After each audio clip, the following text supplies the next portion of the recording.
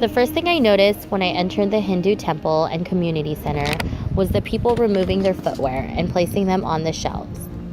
Later, I found out the reason they did this was it was a sign of respect of God's place when you're entering the temple. As we walked inside, I also noticed there was this large brown door that was covered in little tiny bells. I also heard bells throughout the temple, and the interior of this temple was decorated with strings of colorful flowers, and I could just smell the distinct scent of incense they were burning. The people around me didn't seem to care that we were out of place. As we walked around the temple, the deities were in every corner. They were dressed in jewels of silver and gold with offerings and food around them.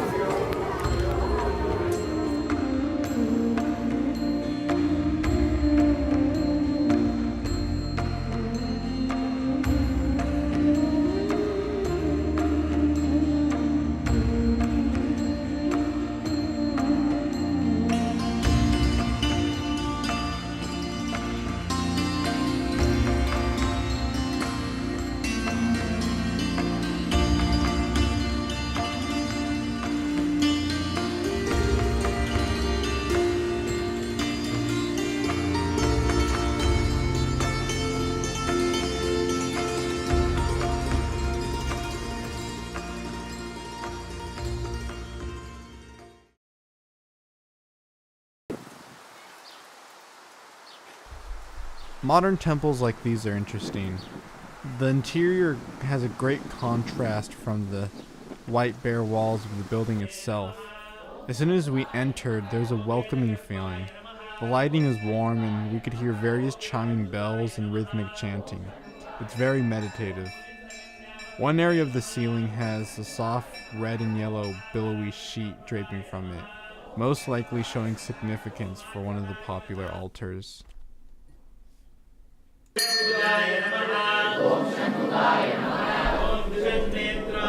Much of the temple's ambience came from the rhythmic chanting and bells that would occasionally chime now and then. The sounds of the environment are very meditative. I feel relaxed with all the noise around me. It's pleasant and it's important. From the sacred places I've visited in the past, the interior didn't match this kind of energy that flowed through. There's a lot more noise and liveliness, but it's still tranquil. This environment feels meditative for a reason. The chants are actually mantras and yoga chants.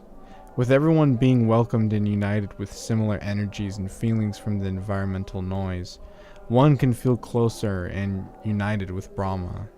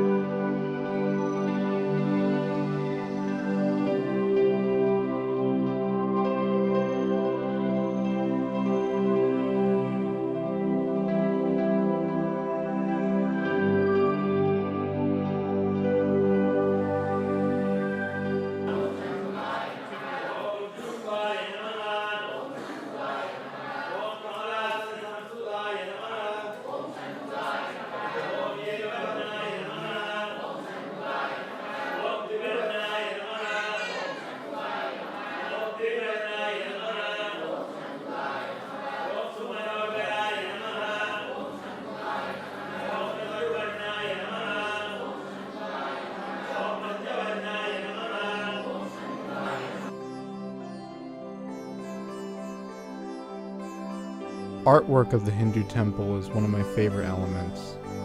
There's various deities that are hung across the walls and are all very vibrant and colorful. The altars themselves are some of the most impressive pieces. The art is super colorful and enjoyable. Everything is charming and calm. From the faces to the stances and positions the deities are in. The sacredness of the art is apparent in every aspect because of how vibrant the colors are and how it's supposed to match the energy felt by Brahma and the energies of the world and the universe.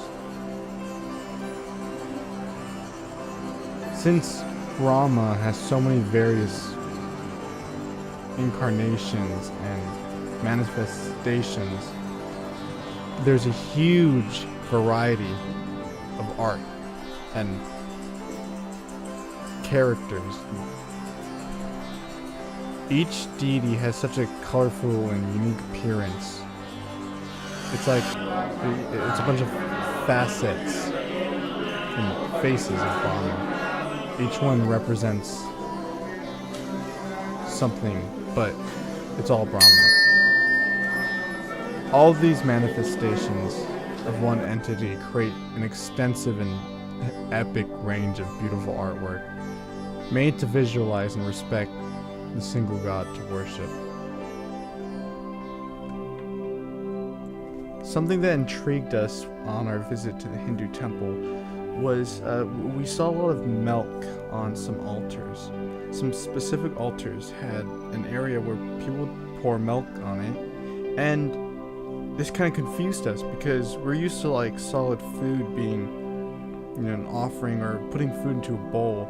Offering milk is an important part of rituals, and it's actually a common food offering, drink offering to the gods. The milk represents a flow of energy to the gods, to a deity.